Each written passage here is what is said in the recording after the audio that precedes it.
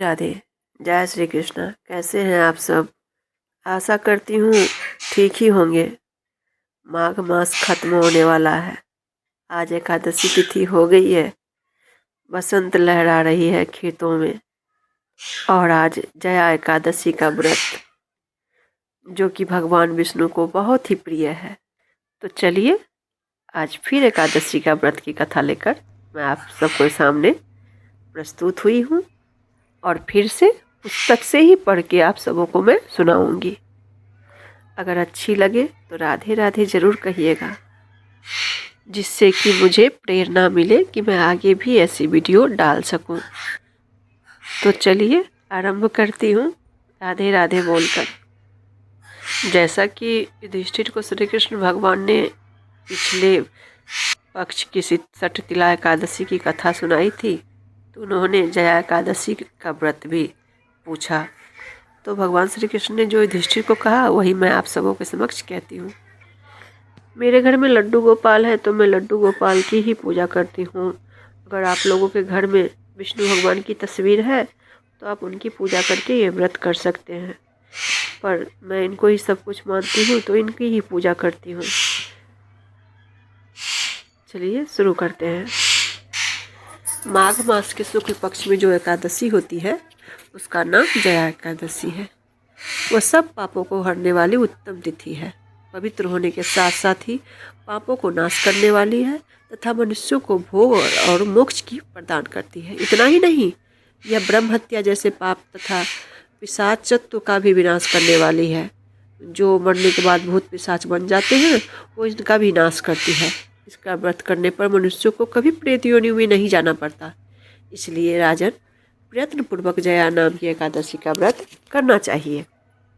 समय की बात है, स्वर्गलोक में देवराज इंद्र राज्य करते थे। देवगण पारिजात वृक्षों से भरे हुए नंदवन में अप्सराओं के साथ विहार कर रहे थे। 50 करोड़ गंधर्वों की नायक देवराज इंद्र ने स्वेच्छानुसार वन में विहार करते हुए बड़े हर्ष के साथ नृत्य का आयोजन किया। उसमें गंधर्व गान कर रहे थे, जिसमें पुष्पदत्त, चित्रसेन तथा उसका पुत्र ये 3 प्रधान थे। चित्रसेन की स्त्री का नाम मालिनी था। मालिनी से एक कन्या उत्पन्न हुई थी जो पुष्पवती के नाम से विख्यात थी। पुष्पवती गंधर्व के एक पुत्र थे जिसको लोग माल्यवान कहते थे। माल्यवान पुष्पवती के रूप पर अत्यंत मोहित था।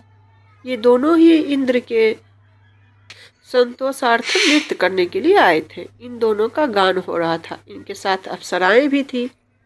परस्पर अनुराग के कारण ये दोनों मोह के वशीभूत हो गए। चित्त में भ्रांति आ गई, इसलिए वे शुद्ध गान न गा सके। तभी ताल भंग हो जाता है और कभी गीत।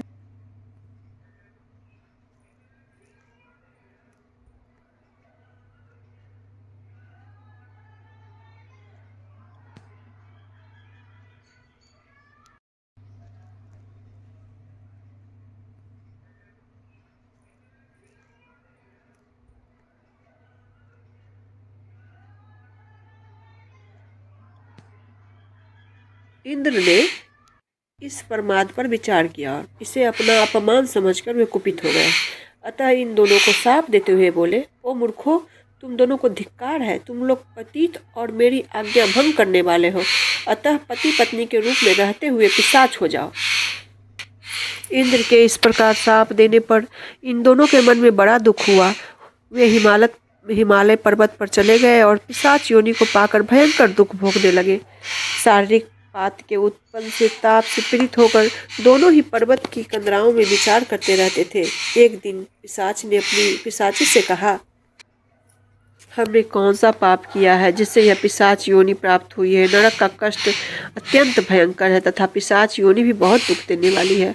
अतः पूर्ण प्रयत्न करके पाप से बचना चाहिए। इस प्रकार चिंता मग्न होकर वे दोनों दुख के कारण सूखते जा रहे थे। दैव योग से उन्हें माघ मास की एकादशी तिथि प्राप्त हो गई। जया नाम से विख्यात तिथि, जो सब तिथियों में उत्तम है, वह आ गई। उस दिन उन दोनों ने सब प्रकार के आहार त्याग दिए, जल पान तक नहीं किया, किसी जीव की हिंसा नहीं की, यहाँ तक कि फल भी नहीं खाया। निरंतर दुख से युक्त होकर वे एक पीपल के समीप बैठे रहे। सूर्यास्त हो गया, उनके प्राण लेने वाली भयंकर रात उपस्थित हुई। उन्हें नींद नहीं आई, वे रति या और कोई सुख भी नहीं पा सके। सूर्योदय हुआ, द्वादशी का दिन आया। उन दिन पिशाचों द्वारा जया के उत्तम व्रत का पालन हो गया। उन्होंने रात में जागरण भी किया था। उस व्रत के प्रभाव से तथा भगवान विष्णु की शक्ति से उन दोनों की पिशाचता दूर हो गई। पुष्पवंती और माल्यवान अपने पूर्व रूप में आ गए। उनके हृदय में वही पुराना स्नेह उमड़ रहा था। उनके शरीर पर पहले ही जैसे अलंकार शोभा पा रहे थे। वे दोनों मनोहर रूप से धारण करके विमान पर बैठे और स्वर्ग लोक को चले गए। वहां देवराज इंद्र के सामने जाकर दोनों ने बड़ी प्रसन्नता के साथ उन्हें प्रणाम किया। उन्हें इस रूप में उपस्थित देखकर इंद्र को बड़ा विस्मय हुआ। उन्होंने पूछा, बताओ किस पुण्य के प्रभाव से तुम दोनों का पिशाचत्व दूर हुआ है? तुम मेरे शाप को प्राप्त हो चुके थे, फिर किस देवता ने तुम्हें उससे छुटकारा दिलाया? माल्यवान बोला, स्वामी, भगवान वासुदेव की कृपा से तथा जया नाम एकादशी के व्रत से हमारी पिशाचता दूर हुई है।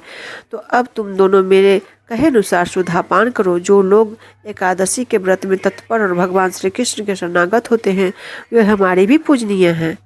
भगवान श्री कृष्ण कहते हैं, राजन, इस कारण एकादशी का व्रत करना चाहिए। नृपश्रेष्ठ, जया ब्रह्म हत्या का पाप भी दूर करने वाली है।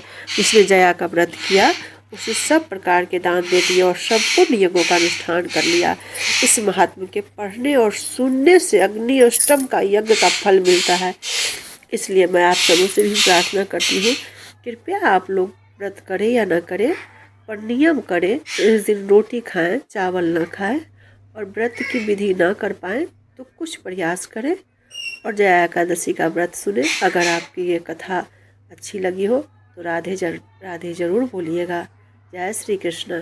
मेरी कोशिश रहेगी आप सबों तक कथा पहुंचाने की। त्रुटि जरूर हुई होगी क्योंकि मैं उतनी सक्षम नहीं हूँ जो आप लोगों को कथा प्रस्तुत कर सकूँ, पर जो भी त्रुटि हुई होगी उसे माफ़ कीजिएगा और कथा का आनंद लीजिएगा। जय जय श्री राधे।